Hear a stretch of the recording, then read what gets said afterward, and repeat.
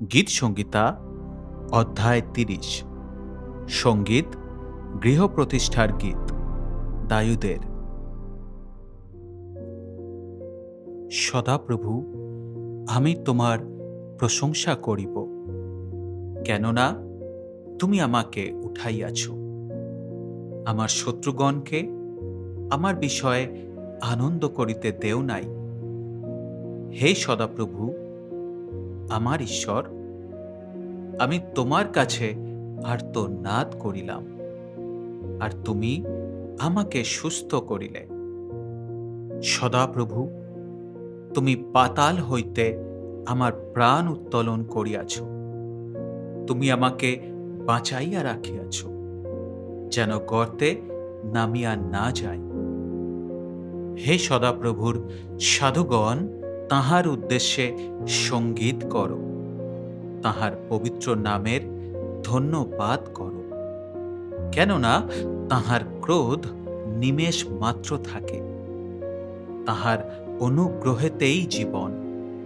সন্ধ্যাকালে রোদন অতিথিরূপে আইসে, কিন্তু প্রাতঃকালে আনন্দ উপস্থিত হয়। আমার সুখাবস্থায় আমি বলিয়াছিলাম, আমি কখনো বিচলিত হইব না। সদাপ্রভু, তুমি আপন অনুগ্রহেই আমার পর্বত দৃঢ়রূপে স্থাপন করিয়াছিলে। তুমি মুখ লুকাইলে আমি বিহ্বল হইয়া পড়িলাম। সদাপ্রভু, আমি তোমাকেই ডাকিলাম, সদাপ্রভুরই কাছে বিনতি করিলাম। কূপে নামিলে আমার রক্তে কি লাভ? ধূলি কি তোমার স্তব করিবে? তোমার সত্য কি প্রচার করিবে? শুনো, হে সদাপ্রভু, আমাকে কৃপা করো।